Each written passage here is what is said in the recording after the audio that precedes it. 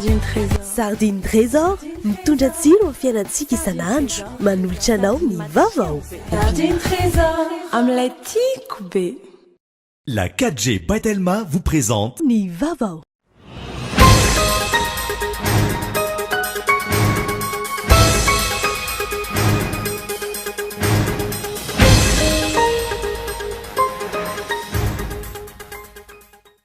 Mitodika any amin'ny lalam-pifidianana indray ny masony mpanaram-baovao ankehitriny taoriany filazan'ny Prime Ministre lehibe ny gouvernemanta fa maro ny teboka mila diniana mikasika izany. Ny fametrahampialahan'ny filoham-pirenena roa volana melohan'ny anatanterahana ny fifidianana raha maniry ny latsaka ny tena no isan'ny songadina. Okitihana araka izany ny lalam-pandrenana ahafana manova io voasoratra io. Manomana hatramin'ny 12 ny volana septembre izao ho an'ny ministeran'ny fitsarana ny eo anivon'ny SMM sy ny SGM entina malina ny fitakiana izy ireo. Izy ny fivoriam-be ataon'ny sindika roa tonta amin'ny fotoana io hanapahana ny hotohin'ny fitakiana raha tsy misy ny valiny mahafapo avy amin'ny fanjakana. Nahazo anjara tamin'ny hetsika fivarotana fitaovam-pianarana mora karakarain'ny fikambanana vehivavy malagasy miara-miainga ny teny amin'ny komina ambanivohitra mahitsy androany. Maro tamin'ireo ray aman-dreny no afapo amin'ny kalitao sy ny vidin'entana. Tokony isy ny équilibre régional afana mampandroso sy mampilamina ny tany hoy ny solombavambahoaka avy ao amin'ny faritry Melaky. Ankoatr'izay, tokony isy ihany koa ny politika mazava avy amin'ny mpitondra fanjakana afana mitrangadraka ireo arenaka ibony tany any amin'ny faritra andrefana. Ary farany, tafiditra ny Cuba i Irma, tafiakatra kategoria 5 ity tafio-drivotra ity tamin'ny fandalovany tao Karaiba, 20 no namono ny ainy vokatra izay nanomboka ny alarobia lasa teo.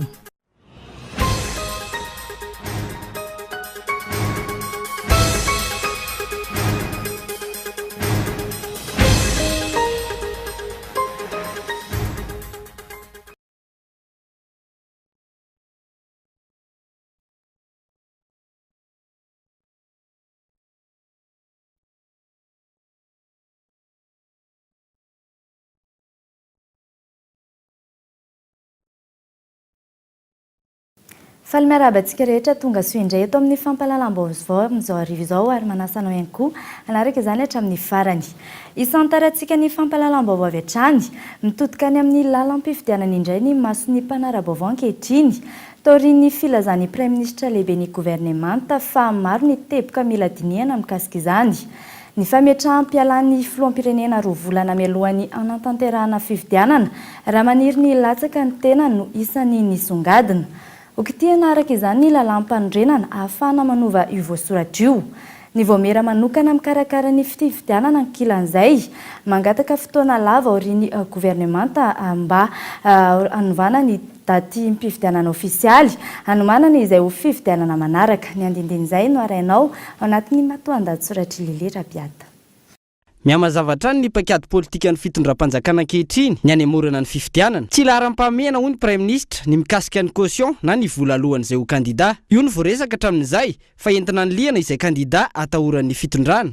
Ankilan'izay anefa ny fitondrana mitady ny fomba rehetra ahafana mandrotsaka ny filoham-perinasa ho kandida no sady hitazona ny toerana mahafiloha azy mandritra ny fikarakarana ny fifidianana. 70 andro alohan'ny fifidianana no tokony hametra-pialana ny filoham-pirenena am-perinasa raha maniry ny latsaka hofidiana ny tenany ary ny filohan'ny antenimeran-doholona no misahana ny andraikitra mahafiloha azy araka ny voalazany lalam-pandrenana ao amin'ny andininy fa 970. Io andininy dalana io izay kasain'ny fitondrana hovaina ankehitriny. Ny andininy dalam-pandrenana andininy faraka ambin'ny 100 ihany anefa dia milaza fa tsy azo atao ny mikitika ny lalam-pandrenana raha tsy misy antony maharesy lahatra. Na ny antoko politika na ny fiarahamonim-pirenena andanin'izay mametraka mazava tamin'ny tolo-kevitra natao ho fanatsarana ny lalam-pifidianana fa tsy azo atao ihany koa ny mikitika ny lalam-pandrenana amin'izay ho fanatsarana apetraka. Nanamafy anefa ny filoham-pirenena nandritra ny tafa nataony tamin'ny mpanao gazety tany Grande-Bretagne ny alakamisy teo fa efa mandeha ny dinika mikasika ifikitihana ny lalam-pandrenana io ary avela ho an'ny maro anisa izany hoe ny vahoaka amin'ny alalan'ny fitsapakevim-bahoaka no andany izany. Aiza ny fitsarana avy momba lalam-pandrenana manoloana io fikasana io. Inona tsy hametrahana ny filohan'ny antenimeran-doholona andray andraikitra isolo ny toeran'ny filoham-pirenena araka ny voalazan'ny lalam-pandrenana.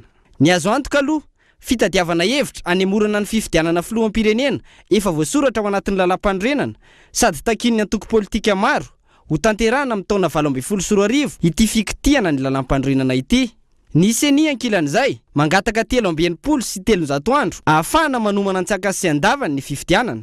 Raha fitinina amin'ny fivoriana rahampitona faharoa ny parlemantara ny volana oktobra izao no andefasana ny lalam-pifidianana olan'ny parlemantera. Herintaona aorian'ny famoahany governemanta ny datim-pifidianana no vonona ny seni. Mbola isy ihany koa ny fitsapan-kevi-bahoaka ho tanterahana amin'ny fikitiana ny lalam-pandrenana ataon'ny fitondrana. Tsy ny taona 2024 mihitsy arak'izany no tanterahana ny fifidianana filoham-pirenena andrasany maro raha ny kajikajy politika ataon'ny mpitondra amin'izao fotoana izao izay efa hita ny vokany tato anatin'ny efataona izay. Fifidianana izay takiany rehetra indrindra ny antoko politika sy ny fiarahamonim-pirenena hivoahana amin'izao fahasahiranana lalina misy ny firenena sy ny vahoaka malagasy izao. Fa tsy pany antoko maitso mahadrano ny fikasany mpitondra ankehitriny hikitika ny lalam-pandrenana herintaona melohan'ny fifidianana ny filoham-pirenena araka ny nambaran'ny filoha nasionaliny Georges Alexandre Marie io tolakandro tetsitosy nandritra ny fametrahana ny birao ny antoko maitso atrimondrano. Aroatra ny fanadihadiana entiny Andra Rarson. Manoloana filazan'ny filoham-pirenena tany Londres sy ny Prime Ministre farany teo fa efa eo ampiresana indrindra ny tokony hanovana ny lalam-pandrenana momba ny tokony ametrahany filoham-pirenena amperinasa ka maniry kandida 80 andro mialohan'ny fifidianana fialana dia milaza ao mitsipaka izany tetika fanovana lalam-pandrenana izany ny antoko maitso. Zay foana le olonantsika eto Madagasikara rehefa misy tiana tao dia ny lalam-pandrenana foana no kitihana mba atao amin'ny izay mampety azy ho an'le ilatsaka zany. Zay dia contre an'izay zavatra zay. Aminay dia zany lalam-pandrenana zany dia manana lanjany mavesatra ary ny firenena rehetra dia miankina amin'ny lalam-pandrenana. Ka raha io no kitihana foana isanandro zao dia miteraka sa olana be ho an'ny firenena. Zay zany contre na tsy manaiky ny fanovana lalam-pandrenana. Nambaran'ny filoha nasionaly antoko maitso ihany koa io tolakandro fa isy ny primaire eo anivon'ny Armada mialohan'ny fifidianana filoham-pirenena. Izay efa voaka amin'io primaire io nitondra ny lokon'ny Armada ary tohanany rehetra eo anivon'ity vondrona ity amin'ny fifidianana filoham-pirenena ny volana Desambra 2024. Anaky 5 zay ny kandida filoham-pirenena ary ray amin'izay 5 zay no hitatana ny lokon'ny Armada filoha nantoko anaky 5 dia ny ao ny MMM, ny TGV, ny iaraka-isika, ny havana ary ny maitso. Samy kandida daholo reo fa ray amin'ireo ihany no isolitena ny groupe Armada. Zany hoe isy primaire zany au niveau an'ny Armada alohan'ny fifidianana. Efa nampoiziny rehetra ihany ity tetiky mpitondra anao fanovanana lalam-pandrenana ity mialohan'ny fifidianana filoham-pirenena izay manambara ny tokony ametrahany filoham-pirenena perinasa mikasa-mbola ireo tsakindray fialana 80 andro mialohan'ny any mpifidianana. Izany dia voakatry ny fatahoran'ny safidim-bahoaka manoloana ny tsy fahombiazana amin'ny sehatra rehetra amin'ny firenena izay mahatonga izao fanotrana lalina mahazo amin'ny vaiko izao hoy ny antoko maitso. Miantsana koa ny rehetra ny filohan'ity antoko ity hanambatra hery anohitra amin'ny fomba rehetra io tetiky ny mpitondra hanova lalam-pandrenana io. Fa eo amin'izay lafin'izay hatrany tsy fanaran-dalàna fampiasam-bola sy tsy fitoviany herijika ho an'ny kandida ireo no anisan'ny lesoka tamin'ny fifidianana filoham-pirenena farany teto amin'ny firenena. Vonina amin'ny fanatanterahana ny fifidianana na ny seni na ny mpanao politika amin'izao fotoana izao nilaza ny vonina hiantoka ny mangarahara amin'ny voka-pifidianana ny seni ary ao anatin'ity fanadihadiana ity ary ny ampany tamin'ny fandaharana Kitsipo ny zoma lasa teo.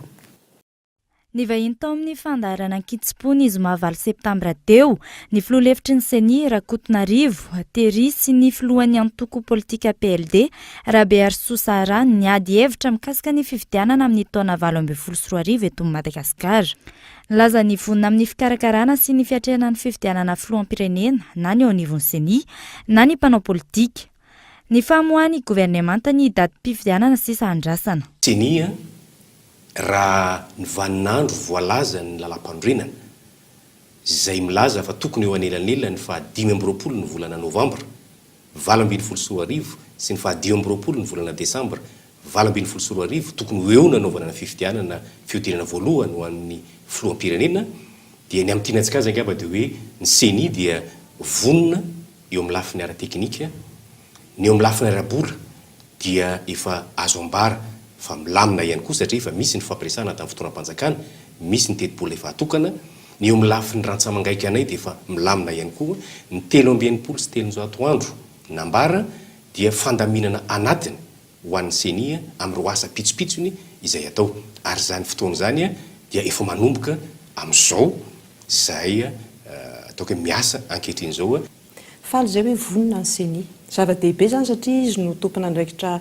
ataoko hoe mpitarika voalohany an'izany fifidianana zany ary amiko ny tena zava-dehibe tsy hoe manisa andro tsika fa hoe avoay ny datim-pifidianana isian'ny filaminana ahafahan'ny rehetrarehetra miezaka hitovizany zo ho an'ny kandida ka raha vonona ny senia zahay mpanao politika koa vonona zay mametraka an'izany hoe miverina amin'ny safidiny malagasy isaky ny 5 taona vonona zay amin'ny hoe fanajana ny lalam-panondrenana ary zahay dia manatena fa tsy ny fitondrana ankehitriny no hitarika zavatra zay tsy atonga ny tany ho mandry ka ampiteniny seni anio apitso hoe misy cas de force majeure eto Madagasikara mba hanemorana an'ilay fifidianana. Nivitra tao anatin'ny adihevitra ihany koa ireo lesoka mila rena amin'ny fikarakarana fifidianana eto amin'ny firenena. Ny lesoka tamin'ny fifidianana hatramin'izay dia ataoko hoe ny tsy fahalavorarian'ny lalàna ny fehiny fifidianana teto Madagasikara tsy lavorary goragora ary izy efa tsy lavorary sy goragora mbola tsy nisy ny fampiarana araka tokony ho izy sy ny sazy ho any zay nandika an'ilay lalàna tsy mbola nahenontsika teto amin'ny tany sy ny firenena nandritry ny 4 taona nanaovana fifidianana fa nisy olona niakatra fitsarana ka nigadrana voasazy fa nangala-bato nananao osika nananao kolokolo tamin'ny lafiny fifidianana dia anisan'ny sosikevitra apetraka ny seni koa any amin'ny sosikevitra be dehibe nataonay zay ny tokony ho fampiarana ny sazy mafia amin'ny zay olona manao osika sy manao an'ilay alatra amin'ny fifidianana. Ny lesoka teo aminay dia tsotra hoe ny fampiasam-bola io zany dia tsy voafe ary misy lalàna izy io fa tsy nihitatra mihitsy na ny momba ny hoe financement ny antoko politika na ny momba ny vola ampiasaina mandritra ny fifidianana ny fananana ny comptabilité ao anatin'izay fifidianana izay.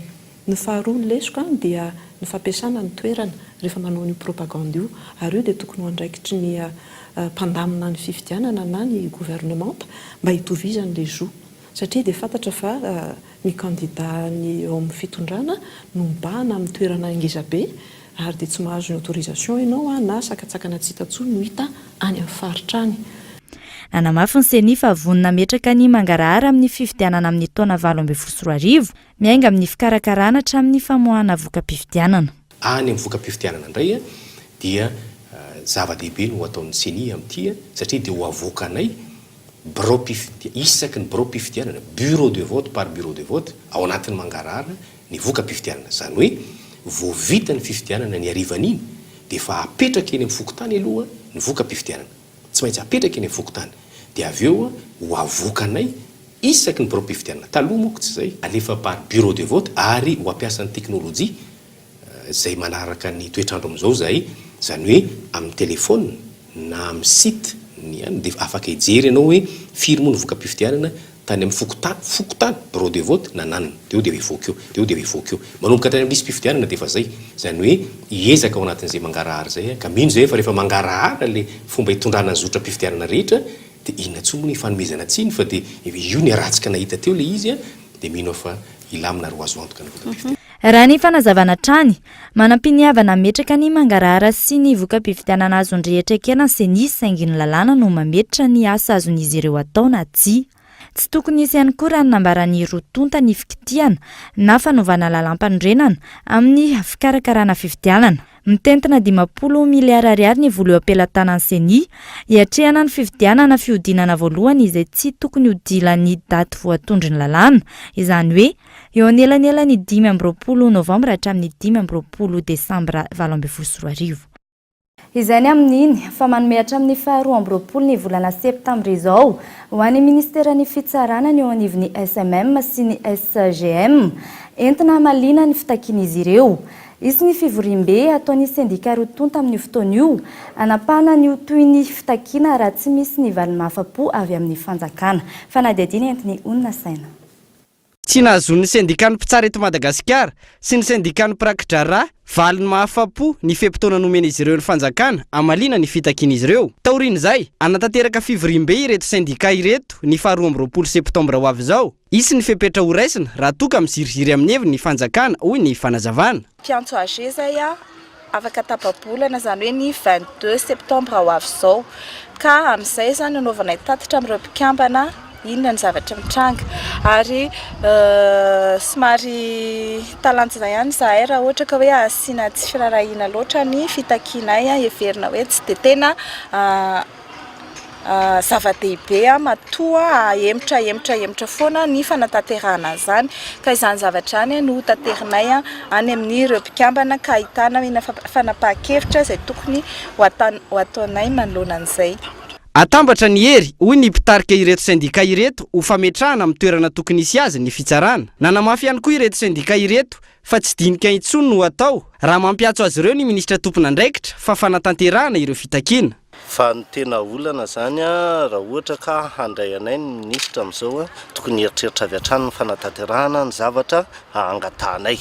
Fa zay kosa dia tsy iona amin'ny intsony raha ohatra ka mbola hoe andraso anontany any Rakoto na anontany any Rabe iona amin'ny tompon'andraikitra amin'ity zavatra ity. Efa vita ny komision apatsahivoko efa any le vokatra ny raisina dia io no tanterahana. Zany angamba no antony na nolona ny ministra teo aloha mba hanatanterahana ny etaetanay angamba no izy nefa atreto zany mbola tsy voaray zahay fa ilaila dia manateny izay ramatoa ministra hanatanteraka avy hatrany ny etaetanay ianareo.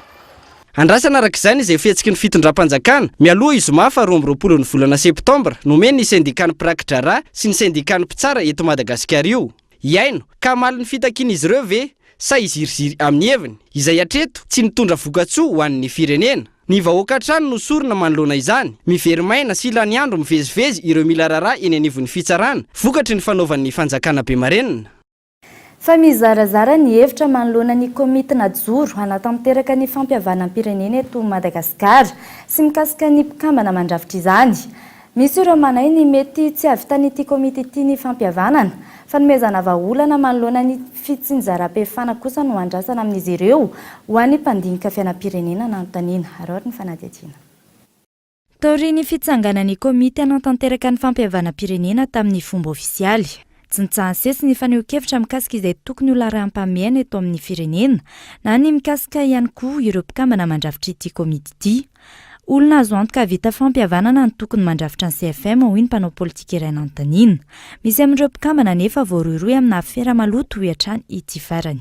Tsy possible raha ny olona samby miady no handamina.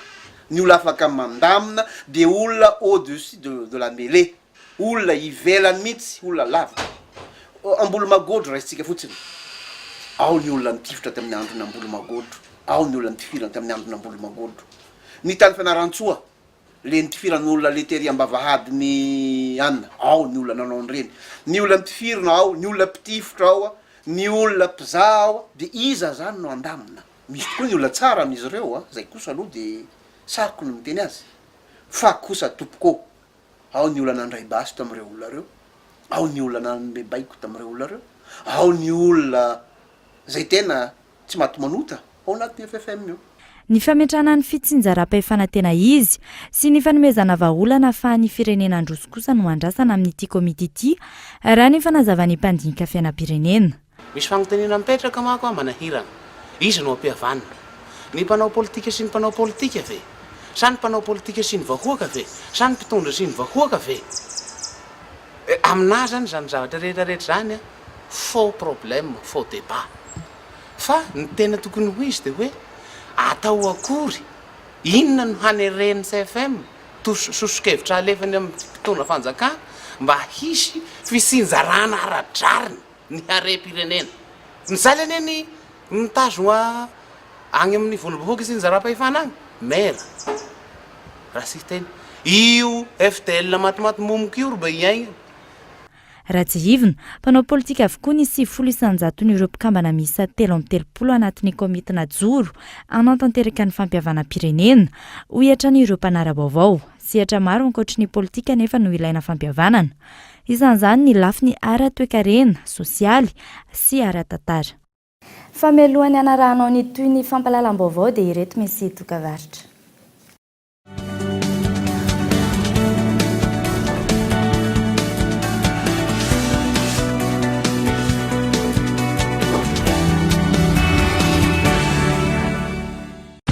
Chez Géant du Meuble, toutes les tendances déco sont réunies pour donner le temps à votre intérieur. Salon en tissu à partir de 2 500 000 $. Pour agrémenter votre mobilier, pour concevoir, aménager et décorer votre salle à manger de manière originale, découvrez de nombreuses idées innovantes dans notre showroom. Et notre large choix de chambres à coucher pour une pièce cosy et design où coexistent l'intime et le repos. Géant du Meuble, bien moins cher, bien chez soi. Géant du Meuble, Tanzbat et Béorirk, téléphone 22 571 73. Mampiasa Telma dia mahazoka toroapolo isanjato amin'ny fahana voalohany amin'ny M-vola mifanerasera amin'ny vidiny mora indrindra. Mampiasa internet 4G manerana à Madagascar. Mandefasa vola amin'ny alalan'ny M-vola, zany rehetra zany amin'ny alalan'ny tambazotra lehibe indrindra miampy SMS ray isanandro ary amin'ny vidiny 500 ariary monja. Manatona Telma Shop na mpanjinara Telma miaraka amin'ny karapanondronao. Telma, safidiko numéro 1 malagasy.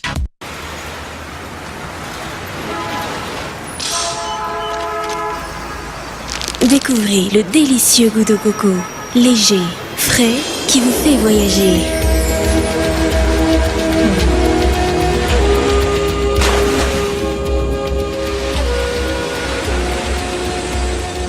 Bounty bar chocolaté, noix de coco, chocolat. Bounty, un goût de paradis.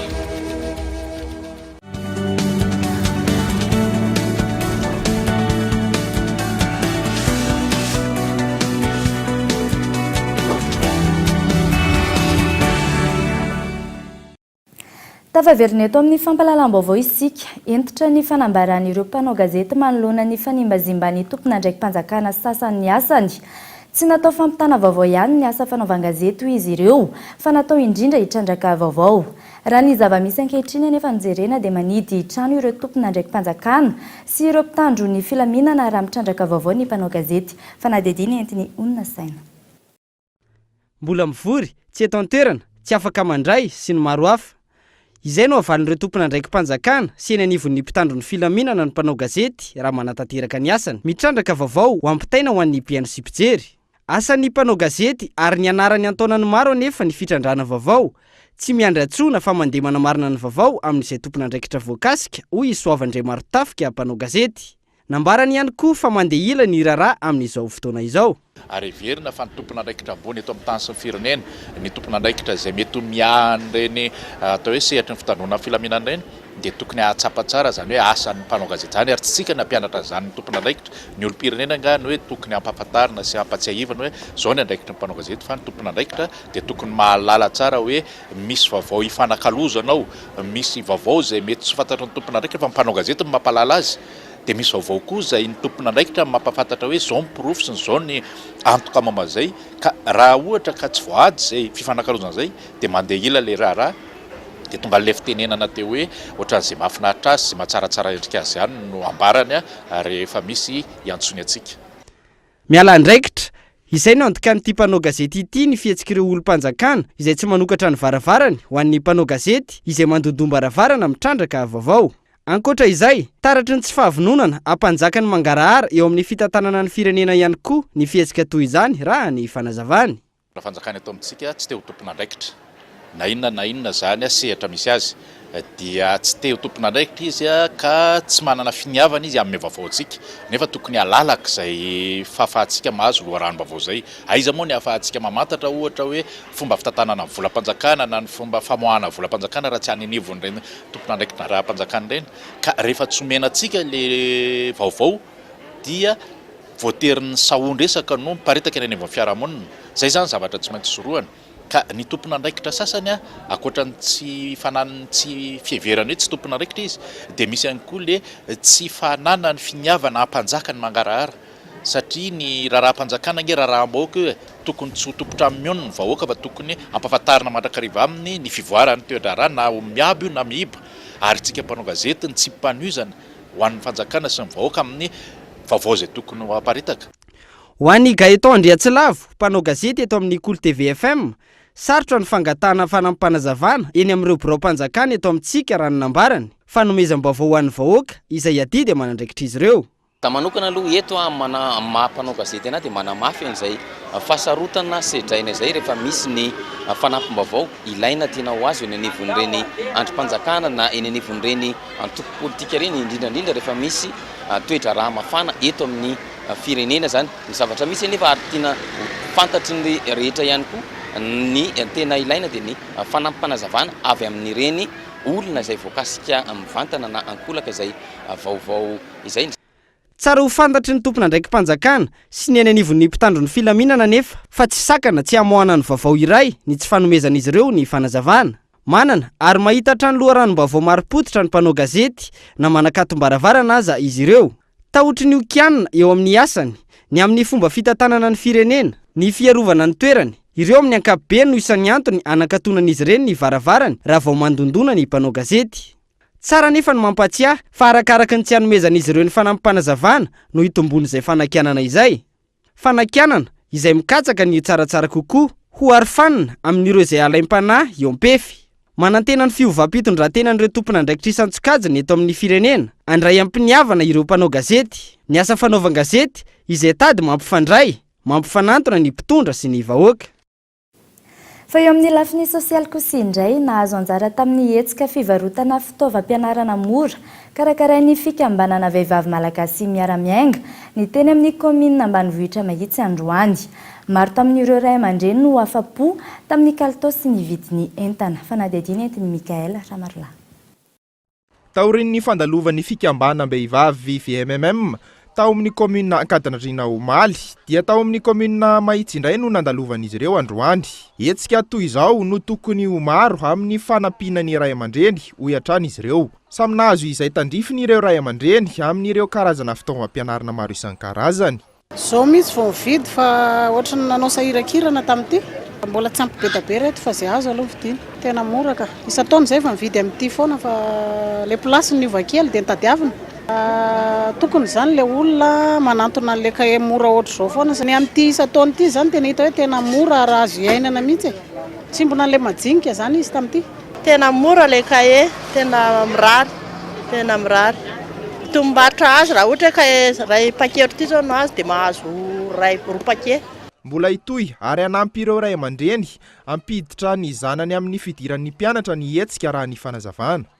Natao androany zany ny fanampinan'ny ray aman-dren'ny mpianatra amin'ny fivarotana fitaovan'ny mpianatra tety amin'ny Mahitsy, komina Mahitsy, teto amin'ny Trampokon'olona.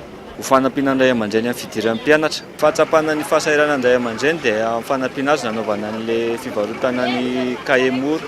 Mitovy foana ny hetsika fa ny toerana fotsiny miovaova. Amidy amin'ny vidiny mirary avokoa ny kahe, ny stylo ary ny fitaovana rehetra ilain'ny ankizy any an-tsekoly eto amin'ny vehivavy malagasy miara-miainga. Raha tsy ahivina fanohizana ny hetsika fanao isan-taona ho fanemevanana ny fandaniana sy ny vola mivoaka amin'ny sarababem-bahoaka mandritra ny fidiran'ny mpianatra ny hetsika toy izao. Fa tany mirefy 70 hektara no bodoina teratany vahiny ao amin'ny komina Ambohibary Moramanga. Vokany fianakaviana manodidina ny 20 izay efa nanamainty molaliny tany no traboina amin'izao fotoana izao. Onona saina. Teratany vahiny iray no mibody tany izay mirefy 70 hektara ao amin'ny tanànany Befotsy sy Ambatomasina, Fokontany, Ampitambe, komina Ambohibary ao amin'ny distrikan'ny Moramanga. Mahatratra 20 ireo fianakaviana traboina vokatry ny fanesorana azy ireo tao amin'ny trano fonenany fa lasa ny vahiny ny tany. Nanomboka tamin'ny 1970 sy arivo ireto olona reto nefa nipetraka teto nikarakara sy nanamainty milahy. Ny asa mandrarahana izy ireo moa dia fiompiana sy fambolena ary fanaovana tao zavatra sy mijono isan-karazany zavatra iainan'olona ato anatin'ity faritra ity avy zany. Amin'izao fotoana izao dia misy ny milaza fa nahazo didim-pitsarana fandresena mandroaka ny reto olona reto hiala amin'ity toerana ity. Gaga zay nanomboka tamin'ny zoma satria ny tenanay moa dia lehibe ny fokotany eo ampitambe. Isan'ny lalana andalovana zany raha itsofoko amin'ity toerana ity satria mianavaratra dia mihodina any ambony dobo tsy nisy fampandrenesana taminay, tsy nisy filazana mielona mba fampiomanana. Natao tamin'ireto olona reto fa dia avy hatrany dia tsisy atakany fa hoe aminay ny didy dia mila miala androany dia androany reto olona reto. Nanao antsoavy mba hijerena azy ireo araka izany ireto traboina ireto. Miandry ny fandraisana andraikitry ny tompona andraikitra isan-tsokajany. Eto zany izahay dia miangava atagnandroa mihitsy ary milera tongotra anareo ray aman-dreny zao tonga eto mihitsy fa zao zavatra kamaso anay zao efa tsy mba mpahazo olombelona aomby ary raha fa mahia agnambarana trano. Ny olona nefa amin'izao avy an-drano avoaka kototany noho ny etraketraka ny manam-bola sy ny matanjaka. Fa zao zavatra zao ane raha ohatra ka tsisy etraketraka angamba zay tsy takatra zavatra zao. Tsy afa-manoatra ireto vahoaka madinika ireto. Mampiasa ny volany ny vahiny, manampina ny mason'ireo tompona andraiki-panjakana hatramin'ny mpitandron'ny filaminana. Hatreto, mijanona ho kabary ambony latabatra ary tsy misy politika mazava ny kabarin'ny filoham-pirenena. Ny aminy hoe izay nanamainty milaliny tany, mananjo angataka izany. Antony mahatonga ny olana fananany tany manerana ny nosy. Fa ny olana teraky ny ahitany any amin'ny faritra atsimo, ny tsy fisiany rano ny aretina toa ny tsy fanjari-tsakafo mahazo ny ankizy no entina aminao ao anatin'ny fandaharana lalino rapitso amin'ny 7 ariva. Arao ny santionany amin'izany.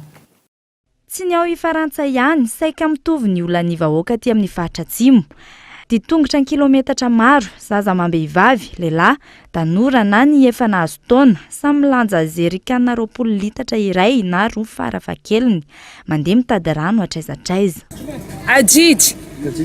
Tsy misy sotro zahay fa avy ao le maka rano andesy molo. Ity andesina ody sotroina. Hosotroina handrahoagna. Tsy misy rano mijaly. Mijaly tsy misy rano, le mantsaka andriaka agny vao zay misotro rano. Itoy. Na manambaky bageda zahay le androany hariva le maraina koa manday mitondra. Zao, mitondra koa rapitso. Fa raha mahandro tsako tsy ampy fa le fa tao tsy ampy avao miketrehagna.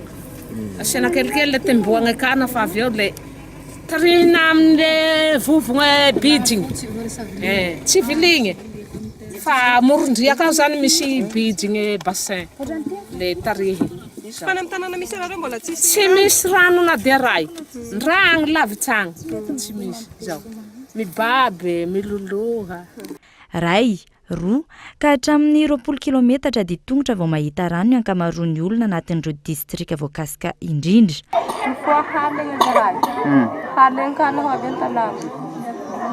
Zahay minday jirigany raha kenda igny ambao te handro ale maranka zahay mandeha iny mandeha luluha zegny luluha le bidon raiky anareo tsy mividy rano za fa mandeha maka rano any tsy managna drala zahay viliagna.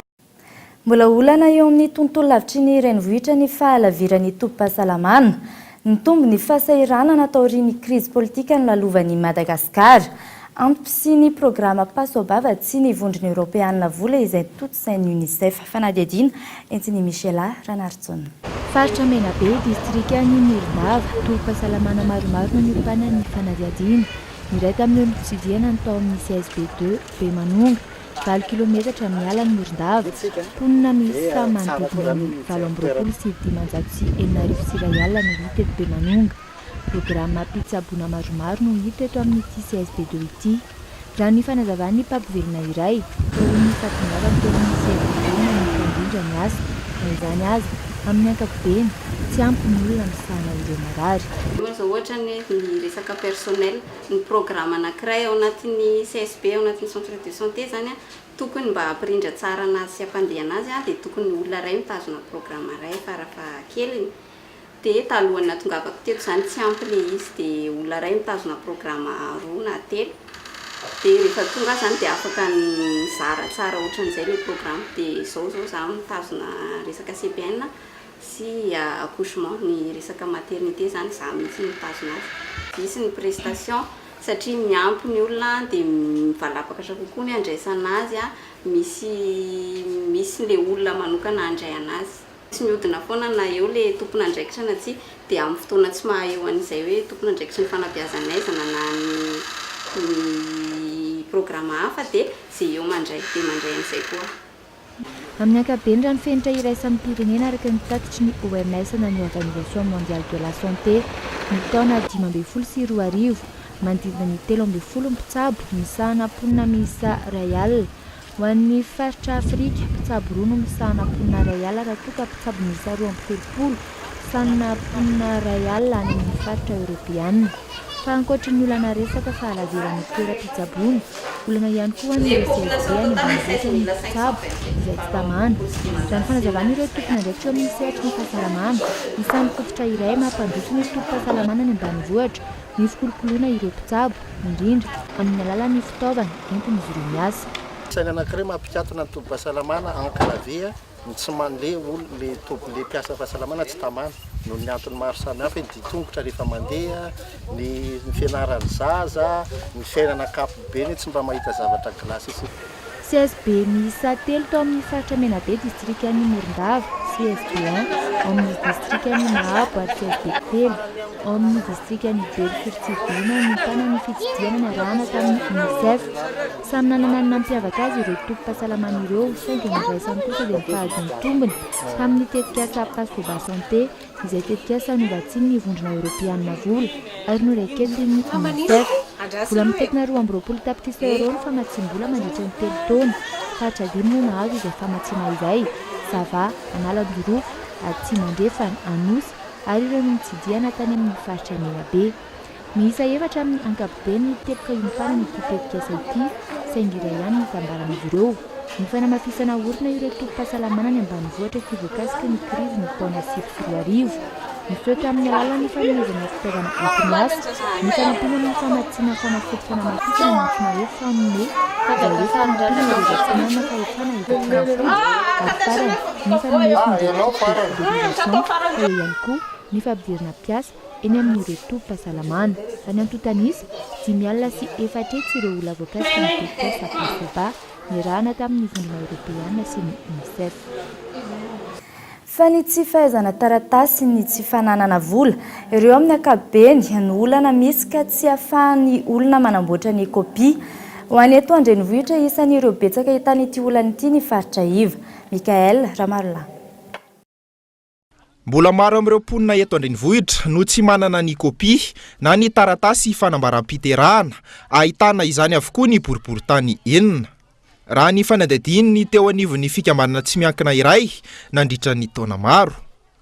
Maro ny olana mety sin'izay tsy fananana ny fanambaram-piterahana izay raha ny fanazavana. Ahoatra ny tsy fahampian'ny fahafantaran'ny mponina amin'ny faritra Iva. Olana ihany koa ny tsy fahaizana mamaky teny sy manoratra ka tsy anaovan'izy ireo ny kopia raha ny fanazavana. Dia voalohany indrindra aloha ny tsy fahafantaran'ireo sokajin'olona atao hoe tena sahirana inona ny lalana tokony inona avy ny dingana tokony arahana raha ohatra ka tsy vita tao anatin'ny 12 andro ny le fanambaram-pahaterahana. Faharoa ny olana ara-bola amin'izy ireo ihany koa satria ireo sokajin'olona sahiran'ireo dia saika manana fidiram-bola latsaky ny 2,000 isan'andro.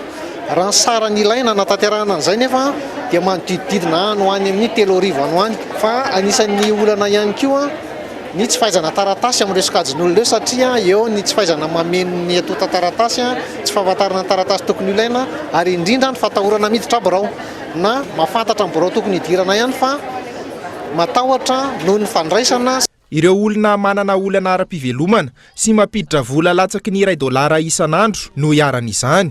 Azo sokajiana ho tsy olom-pirenena ireo tsy manana ny kopia nahaterahana raha ny fanazavana trany. Ireo zaza ireo rehefa tsy manana le taratasy ara-panjakana le kopia zany mazava ho azy aloha fa tsy voasoratra ho isan'ny olom-pirenena izy. Faharoa tsy afaka miditra tsekoly. Zaza lazaina hoe miteraka fanilikiliana sy fitazomana azy mandrakariva ho amin'ny anatin'ireo sokajin'olona tena mahantra sy mandova fahantrana. satria ny fidirana an-tsekoly ny anisany fitaovana anankiray mety hampisy fivoarana ara-piainana eo amin'ny fiarahamonina. Dia ireo zavatra io zany efa tsy fahafantarana ny fisiny eo anivon'ny fanjakana. Izay dia milaza fa tsy hanana zo maolo-pirenena izy ireo rehefa tsy anio satria tsy fantatra ny fanjakana ny fisiny. Nisy araka izany ny tetika asa dinika izay vatsiny ny vondrona Eropeanina. Hatreto manodidina ny ankizy 1000 isa no nahazo izay kopia izay na ny taratasy fanambaram-piterahana izay tato anatin'ny enim-bolana voalohan'ity taona ity, ary mbola 1000 mahery kosa no tsy manana izay kopia izay raha ny ao amin'ny komina Renivohitra izay mizara ao amin'ireo boriboritany 9. Fa tokony hisy ny équilibre régional ahafahana mampandroso sy mampilamina ny tany. Hoy ny solombavam-bahoaka avy ao amin'ny faritry Melaky. Ankoatr'izay, tokony hisy ihany koa ny politika mazava avy amin'ny mpitondra fanjakana ahafahana mitrandraka ireo harena kibony tany any amin'ny faritra andrefana. Araoary ny fanadihadiana. Azo atao ny mampandroso an'i Madagasikara raha misy ny paikady mazava avy amin'ny mpitondra fanjakana. Ny mifanohitra amin'izany anefa no misy ankehitriny raha ny fanazavana azo. Miakatra ny vidim-piainana, mirongatra ny tsy fandriam-pahalemana, ratsy ny lalana sy ny maro hafa. Isan'ny sakana lehibe ho antsika eto Madagasikara amin'izao fotoana ny tsy fandriam-pahalemana sy ny faratsiany lalana, hoy ny solombavam-bahoaka avy ao amin'ny faritry Melaky. Tsy misy fampandrosoana vanina raha toa ka tsy misy ny lalana ahafahana mamoaka ny vokatra. Tokony hisy araka izany ny équilibre régional. Farafahakeliny dia misy eo amin'ny ataontsika hoe 60 voiture 4x4 isan'andro amin'izao fotoana izao ny 4x4 mitondra vazaha. Aloha prezeko vazaha manjery Antsimo Bemaraha. Zay ny zavatra mahagaga ary efa ny voizin'ny mera moa zany dia tsy dia misy fiantraikany eo amin'ny atao hoe fampandrosoana any faritry amin'ny distrika Natsalova na commune Bekopaka na commune Natsalova zay misy azy ny fisiany Antsimo Bemaraha nefa mampilitra devise amina miliara ho an'ny firenena. Iray amin'ireo faritra manana harena kibony tany eto Madagasikara ny faritry Melaky. Ao amin'ny faritry Melaky ihany koa no ahitana ny tsingin'ny Bemaraha izay manintona mpizahatany maro. Raha ny fanazavana trany, fiara tsy mataho-dalana mihoatra ny 7 isan'andro no tonga mitsidika any an-toerana. Mandeha na 4x4, mandeha makany Maintrano, mahazo amin'ny mora feny be, mandeha kely any Mbatomainty, zay vao makany Antsalova, Maintrano Antsalova. Raha hitanareo hoe hay mba tany zao ny aty Melaky. Ka eto manao antsoa hoe asio ny équilibre régional mba hisian'ny fampandrosoana mirindra na mitovy na mba hitovitovy na mba salahala eto. Jereo Melaky.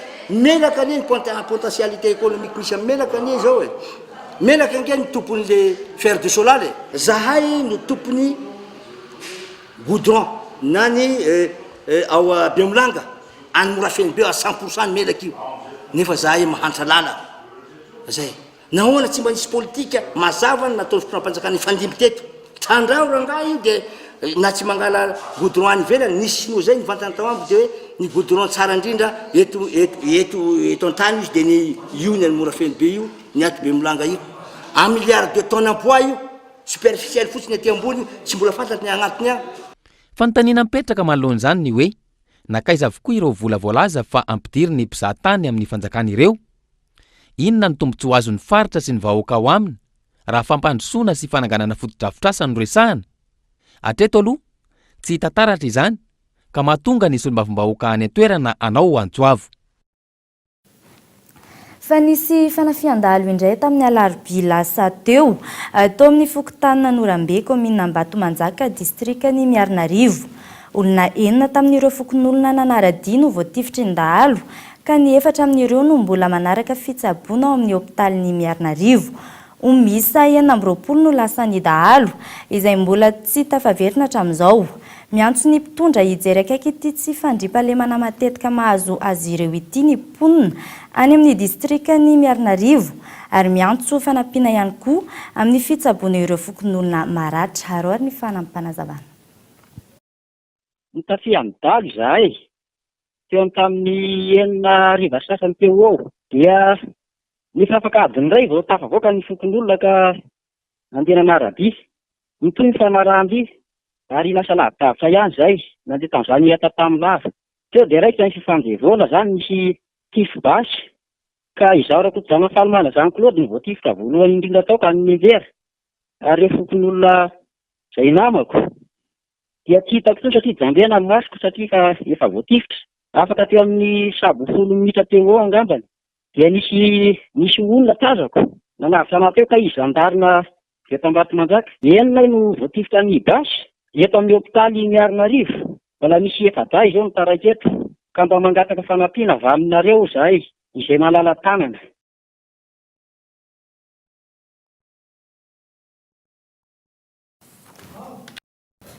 Fa eo amin'ny tontolon'ny fanatanjahantena kosa indray miamivoatra hatrany ny sehatry ny Urban Fitness eto Madagasikara. Zava-baovao miisa 2 no entin'ny club HBX Urban Fitness etsy Andraharo football salle ho an'ny mpankafy ity taranja fitness ity. Arary ny fanadihadiana. Zava-baovao be miisa 2 natolotry ny club HBX Urban Fitness etsy Andraharo ny mpikatroka ny taranja fitness ao aminy amin'izao fotoan'izao. Azo antoka ary tsela mivokatra azo avy amin'ireo zava-baovao roa ireo ankoatra ireo efa mahazatra ny mpikatroka hatr'izay. Eto amin'ny Urban Fitness dia propose cours collectif ana fitness isan-karazany mety amin'ny olona rehetrarehetra na olona efa mpanao sport na olona mbola voanomboka.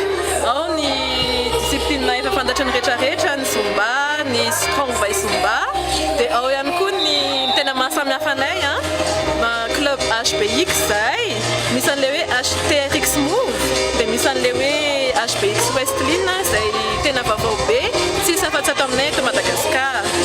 Misy ihany koa ireo cours efa be mpakafirana tany atolotry ny club HBX ity. Ao ny fampiasana vélo izay 30 minitra monja dia efa ahitana vokatra tena tsara tokoa. Dia misy ihany koa ny discipline les mix izay tena efa fatan-daza eran-tany mpanao cours tena tsara be dia ato aminay izy misy ilay hoe les mills sprint izay cours-na vélo tsara be 30 minutes izy fa tena tonga dia résultat garanti. Dia manasa anareo zany ho avy aty aminay hanandrana ny cours-nay na hikotrana aty aminay raha teo atanjaka tsara nareo. Ato amin'ny Urban Futsal Galaxy Andraharo no misy anay dia isan'andro misy cours foana misy emploi du temps arahana zany ilay izy. Araka nambara manam-pahaizana manokana maneran-tany ilay amin'ny vatan'olombelona amin'ny fanaovana fanatanjahantena farafahakeliny 30 minitra isan'andro indrindra amin'izao vanim-potoana iainantsika izao manoloana ny rotoroto sy ny fomba fiainana andavanandro. Eo amin'ny maresaka iraisam-pirenena kosa indray tafiakatra any Cuba Irma tafiakatra kategoria 5 ity tafio-drivotra ity tamin'ny fandalovan'ny tao Karaiba. Fanadihadiana eo amin'ny sarin'ny France 24. Nanomboka ny zoma hariva no niditra tao Cuba Irma mitondra tafio-drivotra kategoria 5 ary mamakivaky ny tanàna.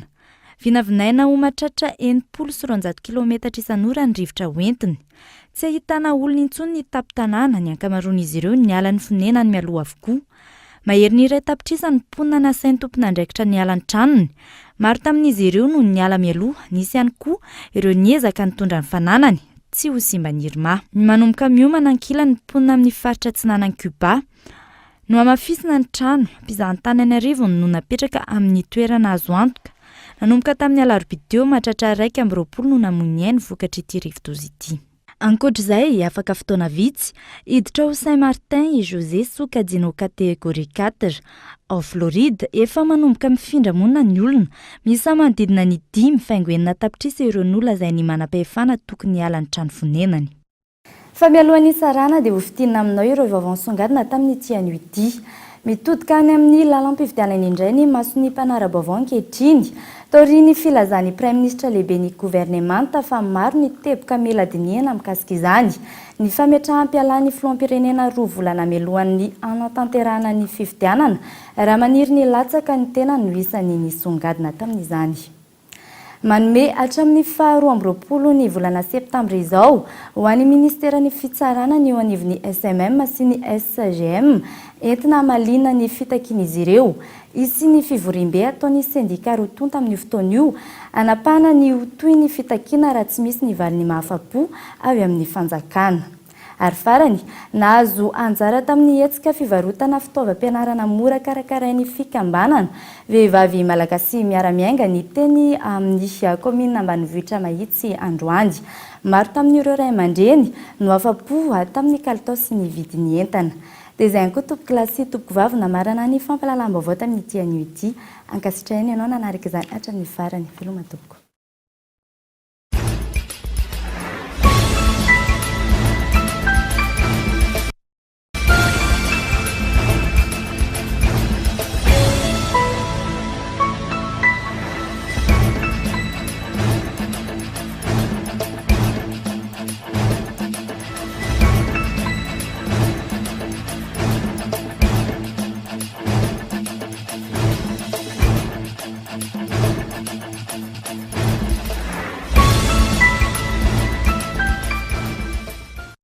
La 4G by Telma vous a présenté Ni VAOVAO. Bonjour. Bonjour. Naraina o teu, ni VAOVAO, niaraka tamin'ny bonjour. Juantsika jiaby.